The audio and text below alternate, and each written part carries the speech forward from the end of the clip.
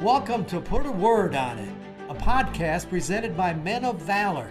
In each episode, we're going to talk with a different man, but each one with a unique journey from brokenness to freedom. I'm your host, Rudy Kalis. I spent over 40 years as a TV sportscaster, then retired and joined the Men of Valor program as a volunteer, so join the conversation. Reconciling men to God, their families, and society.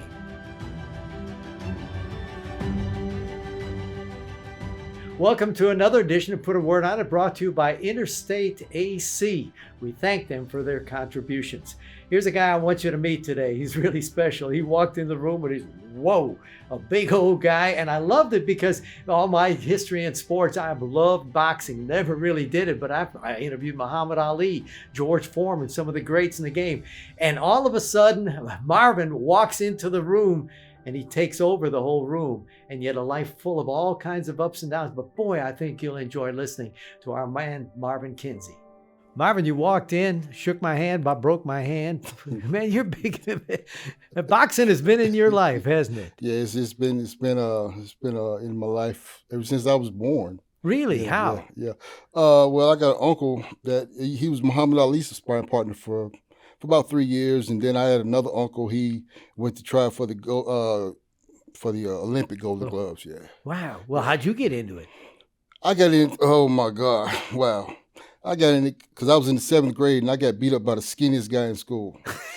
And what happened was, me and we got to arguing at school or whatever, and we had already made arrangements to to have the fight after school. So everybody's walking home after the fight. So for the fight. So we get to this little wooded area. So, we standing up there, what you gonna do? What you gonna do? What you gonna do? Back and forth.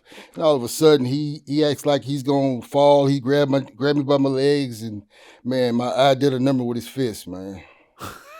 Got him. Yeah. So when I went to my uncle's house, he took me home because we lived on 80th Acre Farm. My granddaddy looked at me. He said, "You never ever better not come in here like that, looking like that again." So you got into learning about the game. From that point on, my uncle started training me how to fight. Yeah. It led to an amateur career. Didn't you fight pro some a little bit? No. As a matter of fact, I was supposed to sign with Big Fight Promotions in 1997, but they found out I had TMJ, and so I couldn't pass a physical. What's TMJ? TMJ was you got a muscle that connects your jawbone to your skull. Yeah. And that muscle is worn out, and so it's bone against bone. So they said I could take too many licks from there and be permanently damaged or something. Did you think that was going to be a way to some success and some money in your life? Oh, yeah. So what did it do to you when they told you you shouldn't fight? It was over with. It was over with. I kind of got into myself and then just went to the streets and just, started living the street life. Because you don't feel like, man, I'm not going anywhere, right? Right, exactly. What was street life like? It was, at first it was pretty rough because I had to, I had a nickname of Champ, and so everybody wanted to try me. So a lot of people find out the hard way, why they called me Champ. So, it went from there and then went to drugs and just, living that life. Tell me about that part of it, though. Did it just creep up on you? It sort of, kind of. It was, I don't know, just when you're in that life, the people you surround yourself with, you eventually start doing what they're doing. And so that's what it was. I eventually started getting into the drug game when, the people I was associating myself with. Did you think you could stop at any time? Yeah. Or didn't want to stop? I didn't want to stop at the time, but, I felt like, this is nothing I can stop when I want to. But there's got to be a part of you that feels like, man, I'm an athlete. Got to keep myself right, I get into these scraps and all that. So you don't realize it's taken all of that away from you. Right. And it did. How did it get to the point that you wound up getting incarcerated? I started selling drugs to support my habit. And it was like, I would get into it with people and, once I put my hands on them, and then I ended up with assault charges and stuff like that, things of that nature. Did you see your life slipping away? I didn't see it at the time. I didn't see it at the time because it was like I was just living the life, you know. What were you like in incarceration? Because you're a big old strong guy. People trying to try you? A few times, and after word got out what I could do and who I was, and it kind of subsided there. Everybody gravitated towards me, and I became like part of the prison life. You know what I mean? Yeah. So See, but you learned the game. You knew how to fight. You knew how to handle yourself. mhm, Was there a part of you that says, "Man, I could have been somebody"? yeah. And my stepmother used to tell me I should fulfill my dreams through kids, but I was one of those people. I want what I wanted when I wanted it, Wow. and yeah. I just crossed my mind. Was there a fight or something that in your career that you can look back and say, "Man, what an interesting or a strange moment"? Is there one that sticks out to you? It'll probably be my first time I ever fought for money. I used to like we would go to church my granddad's church. We would go to church on Sundays, and so I would stay after church, hang out with the fellas, go play basketball or something like that. So go over to my uncle's house, and so we was at the park, and then a friend drives up. He said, "Hey man, you want to make $300?" I said, "Sure, why not?" Yeah. And so so he said, "Come on, all you gotta do is fight this guy." I'm like, "All right, no problem." So we all hop in the car. We drive. We drive for about 30 minutes. So we pull up at this big ranch. And I was so intrigued with horses, because we didn't have horses on our farm. Right. And so we all was out there, looking at the horses. It's a like a big horse Ring. rink that Yeah. that I guess they train the horses in or whatever.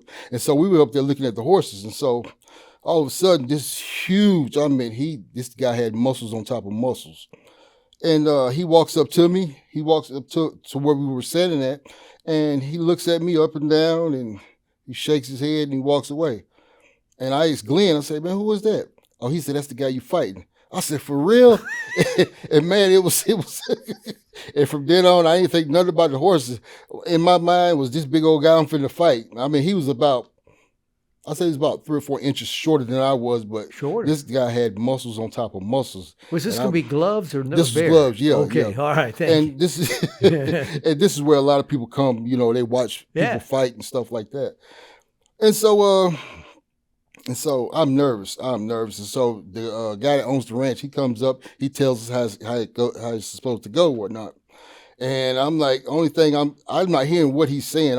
I know he's saying it's 3-minute rounds. If you want to quit, just let your corner know you're ready to quit. And so we get in there, and I'm like, man, this guy, man, oh my God. So we get in there, we go back and forth, and we trade a couple of licks or whatever. But what I notice is he's slow.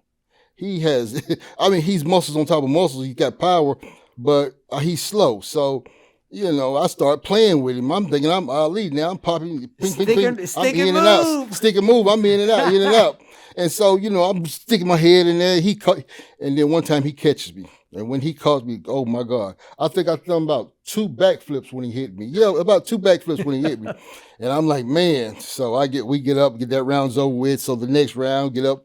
I done scored about, so many points up off of him. And next round, he just quits, So that's how I won my first fight. Wow. Yeah. See, a part of you remembers that and what I could have been, and then you had all this Right. other stuff. Now you go through the prison situation. You went to a number of different you got in and out and in and out. Right. Why'd you keep going in and out? I think it's because of drug addiction and street life, period. Yeah. And that just took me in and out, in and out, in and out. Was there any part? At what point did God say, "Enough is enough, man. I want you"? I don't know, because I ran into that brick wall several times, it's like everything I tried to do on my own, I wasn't succeeding at it. And so, my family would always tell me, God's got a call on your life. God's got a call on your life. And I didn't take heed to it. It was like, I'm doing what I want to do. And so everything I put my hands to, it was like I was failing at doing it, So I got to the point where I just gave up. Like, okay, God, what is it? What do you want me to do? And so ever since then, he's been, letting me know how much he loves me and the things he wants to do for me. And ever since that happened, man, I've been on cloud nine with Jesus. You haven't been out a long time, but you've got a wife, you've got a family that you want to take care of. Right. Are you afraid you're going to slip again and go back into it? No. Why not? No. Because when you finally know what you know when you know it, God gives you that. He gives you that unction inside, lets you know, I got you. We got this, And so I don't have the urge for none of that. No street life, no drugs, no none of that. Only thing I look forward to every morning is waking up and just having fun with Jesus, man. Man, it's so good. It's awesome. Our programs put a word on it. You got a word for me? I would say surrender. Oh, that's perfect for a boxer. Surrender. Because it was hard for me to surrender, because I wanted to do things my way all the time. And so when I finally surrendered, that's when God showed me, hey, look, I got something for you. That is completely different than what you're taught to be as a fighter. Don't you Right. ever surrender. Right, exactly. And now God says surrender. Exactly. And it took me 40-something years to do it, but I thank God I'm still living to see it. Man, you're great. Yeah. Good to be around, Mark. Yeah, thanks a lot. All right, let me put a word on it. I love the word surrender for him. And, I threw it into the conversation as a boxer, athlete. You don't ever surrender. You don't ever quit. But isn't it crazy? In life and in faith, we have to surrender in order to live. We have to give in order to receive. God does everything in a twisted, different way, but it's to his glory.